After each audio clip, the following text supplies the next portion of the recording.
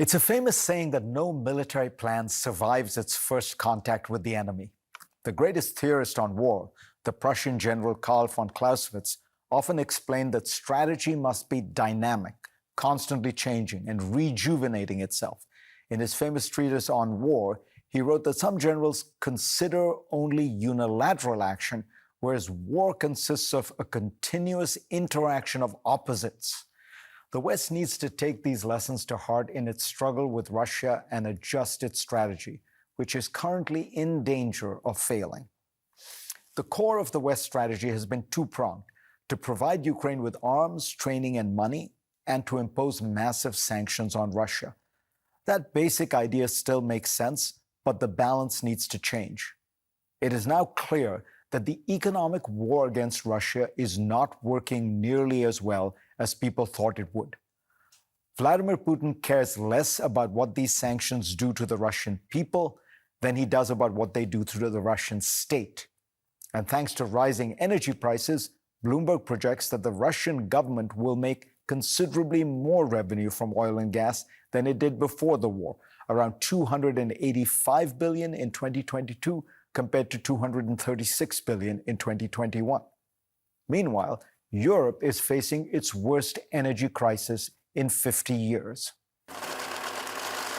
The basic problem with the economic war against Russia, as I've argued before, is that it is toothless because it cannot sanction all Russian energy. The Russian economy is fundamentally an energy economy. Revenues from oil and gas alone make up almost half the government's budget. And unfortunately, the solution would not be for the West to stop buying Russian energy altogether, because with less supply on the world's market, it would only drive prices even higher.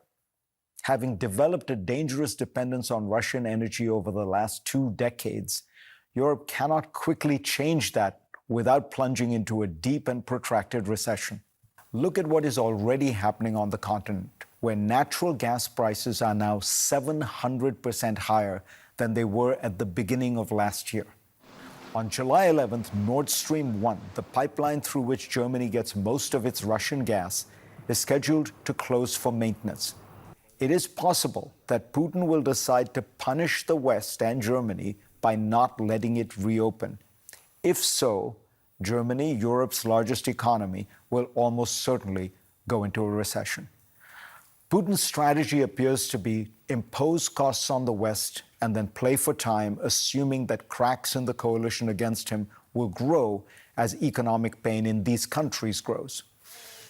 Western countries are still not treating this challenge as a paramount priority. The Netherlands has a huge gas field, but it is actually slowing down production. Germany still will not reverse its self-defeating phase-out of nuclear energy. The Biden administration is still making it harder to finance long-term investments in natural gas and oil.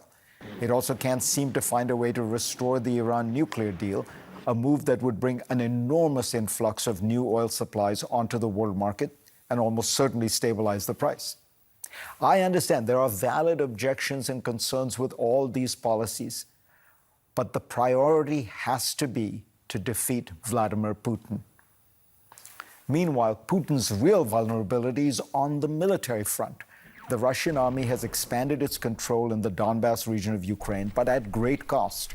Thousands of Russia's soldiers have died, its supplies are dwindling, and most importantly, it is finding it very tough to get new recruits.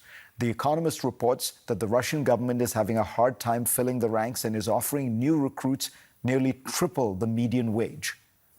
Russia is suffering heavy losses of military equipment that will be difficult to replace, especially when they require sophisticated technology, almost all of which it used to import from the West and its allies. Recently, Secretary of Commerce Gina Raimondo revealed that captured Russian equipment is being found to contain computer chips that were taken out of refrigerators and dishwashers. Western leaders should recognize that economic sanctions simply will not work in a time frame that makes any sense.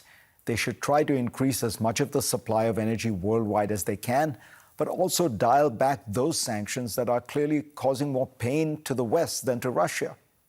Meanwhile, they should amp up military support to Ukraine, erring on the side of taking more risks. Freeing up the blockade around Odessa, for example, would be a huge economic win for Ukraine and a shattering symbolic defeat for Russia. Winter is coming. Homes in Europe might not have enough heat. Troops in Ukraine will find it much harder to dislodge Russians once the snow blankets the land. Time is not on our side.